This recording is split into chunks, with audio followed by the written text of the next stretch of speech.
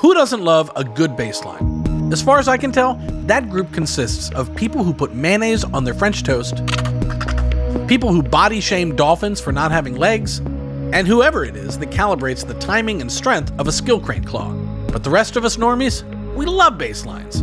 That's why Reason Studios has just updated Bassline Generator, adding a handful of really useful and really musical new features to this already all-time favorite player MIDI effect. So today, let's check those new features out by making a few bass lines and a few songs to go with them. Bassline Generator is nothing without the tasty bassline patterns that we can select on its front panel. Those consist of the green on-beat patterns and the blue off-beat patterns. Anyone who has used Bassline Generator before will know the fun of cruising around on the XY controller to discover different combinations of on and off-beat patterns to create your bass lines. You will also now be happy to hear that Bassline Generator has doubled those patterns by adding an A and B bank of patterns that can be independently switched. So you can explore AA patterns, BB patterns, AB patterns, or BA patterns, which results in some exponentially greater number of bass lines, which I didn't really pay enough attention in math class to be able to calculate, but it's a lot. A user-friendly update to Bassline Generator is that while we're dialing in these patterns, we can hold down the Shift key to increase the precision of our mouse, making it easier to select a specific pattern number or just to explore more slowly. So let's put down some chords and make a little music with this bass line. This super round, subtractive bass synth I've got on Complex 1 has me feeling a down-tempo ambient sort of mood, so I'm going to load one of my own pad combinators into the rack, and I'll put a chord sequencer over top and record some nice big pad chords.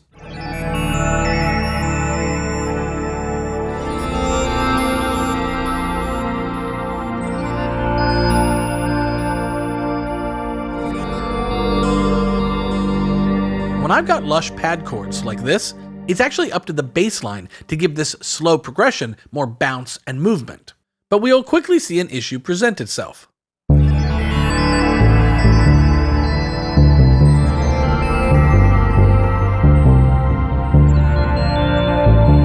chords are changing and evolving through these interesting voicings, but our bass line is sticking to its own 64-step pattern. For many EDM or acid house tracks, this is exactly what you want. For a song like this, it's not. So now, thanks to some new simple CV magic, I can have Bassline Generator follow the root note of the chords being played by Chord Sequencer.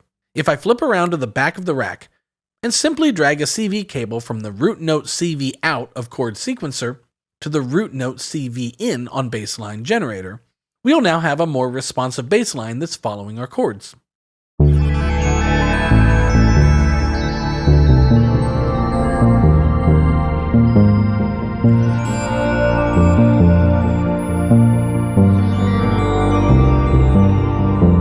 But now it's not perfect yet. That's because the bassline pattern we've selected has some of its own pitch movement to it. Some of that works nicely against the chords being played, but some of it doesn't. And that's why Bassline Generator has always supported the ability to customize the patterns from its built-in sequencer. But now doing so is faster and more visual.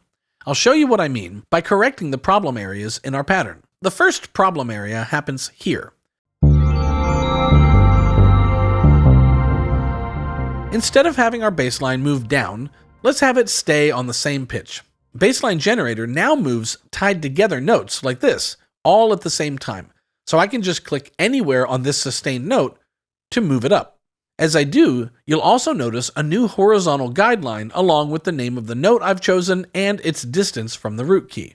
This other problematic note, rather than dragging it to the same root pitch, I'll just try transposing it a little further down. Let's see how the bass line is sounding now with our customization and our live transposition courtesy of Chord Sequencer.